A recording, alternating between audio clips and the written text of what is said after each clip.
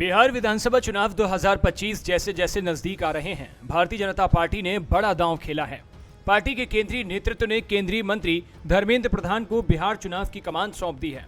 धर्मेंद्र प्रधान को संगठन और जनता के बीच सेतु माना जाता है। उनकी पहचान ही है जनसंपर्क राजनीति और प्रभार संभालते ही उन्होंने इसे साबित भी कर दिया। यूं ही नहीं, धर्मेंद्र प्रधान को पार्टी का प्रभारी बनाया गया। धर्मेंद्र प्रधान संगठन के आदमी रहे हैं। यही कारण है कि उन्हें बिहार चुनाव में प्रभारी का पद दिया गया है। बिहार प्रभारी के रूप में धर्मेंद्र प्रधान को कुछ ही घंटे हुए हैं, लेकिन वह कार्यालय के बजाय सीधे फील्ड में उतर गए जनसंपर्क अभियान पर। हिम्मत ऐसी कि बिहार की राजधानी पटना की उसी सीट पर उतर गए जो कि भारतीय जनता पार्टी के लिए सबसे कठिन मानी जा रही है। ये सीट है दीघा विधानसभा। यहीं से शुरू कर दिया जनसंपर्क अभियान। दीघा विधानसभा सीट पटना साहिब, कुम्हरार और बांकीपुर की तुलना में ज्यादा जटिल है। ऐसे में धर्मेंद्र प्रधान का यह कदम एक कुशल रणनीति के तहत सबसे कठिन सीट से जनसंपर्क की शुरुआत करना एक बड़ा संदेश है। ये संदेश न सिर्फ जनता बल्कि संगठन के लिए भी है। सबसे पहले धर्मेंद्र प्रधान पश्चिम पटेल नगर के आदर्श चौक पहुंचे, जहां से जनसंपर्क अभियान की शुरुआत कर दी। जैसे ही जमीन पर धर्मेंद्र प्रधान पहुंचे, उससे पहले राजधानी का संगठन भी मौके पर पहुंच गया। इस दौरान उन्होंने जनता से सीधे सवाल लिए और उसका जवाब भी दिया।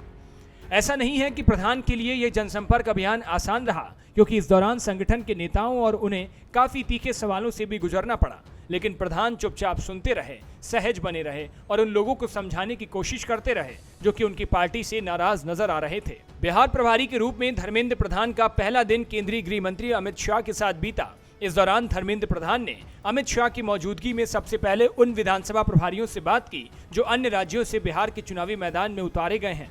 इस मीटिंग के दौरान धर्मेंद्र प्रधान ने अपने अनुभव बताए और बताया कि कैसे अनजान क्षेत्र के बाहर के लोग काम करेंगे। पहले दिन का कार्यक्रम इतना व्यस्त था कि इस मीटिंग के तुरंत बाद दूसरी बैठक आईटी सेल के साथ हुई। इसके बाद तीसरी बैठक कोर कमेटी के साथ हुई। ऐसा माना जाता है कि धर्मेंद्र प्रधान का संबंध नीतीश कुमार के साथ काफी अच्छा रहा है। यही कारण है कि केंद्रीय नेतृत्व ने इस चुनाव के लिए धर्मेंद्र प्रधान को चुना। नीतीश कुमार के लिए बीजेपी नेताओं में अटल बिहारी वाजपेयी और लाल कृष्ण आडवाणी के बाद अरुण जेटली और धर्मेंद्र प्रधान सबसे पसंदीदा नेता रहे हैं। ऐसे में प्रधान के रहते केंद्रीय नेतृत्व को इस बात का भरोसा है कि जेडीयू के साथ सीट शेयरिंग के साथ साथ उम्मीदवारों के चयन में भी कोई परेशानी नहीं होगी। माना यह जा रहा है कि कुछ सीटों की अदला बदली होनी है और ऐसे में धर्मेंद्र प्रधान नीतीश कुमार के साथ सबसे मुफीद नेता साबित हो सकते हैं। अब अगर बात करें धर्मेंद्र प्रधान की उपलब्धियों की, तो संगठन में रहते हुए उनका रिकॉर्ड काफी बेहतरीन रहा है। जानकारी के लिए बता दें कि धर्मेंद्र प्रधान 2010 बिहार विधानसभा चुनाव के वक्त बिहार बीजेपी के सह प्रभारी थे।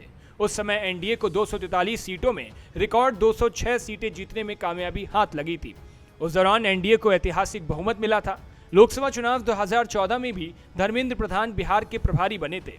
तब बिहार बीजेपी को 40 लोकसभा क्षेत्र में 31 सीटों पर जीत मिली। ये जीत इसलिए विश्वसनीय रही कि तब नीतीश कुमार एनडीए में नहीं थे। तो ऐसे में एक बार फिर से संगठन ने धर्मेंद्र प्रधान पर दांव लगाया है। ऐसे में प्रधान की कोशिश जरूर होगी कि वह बिहार में बीजेपी की नैया को पार लगा दें। इस वीडियो में फिलहाल इतना ही। देश और दुनिया की बाकी तमाम खबरों के लिए देखते रहिए भारत एक्सप्रेस।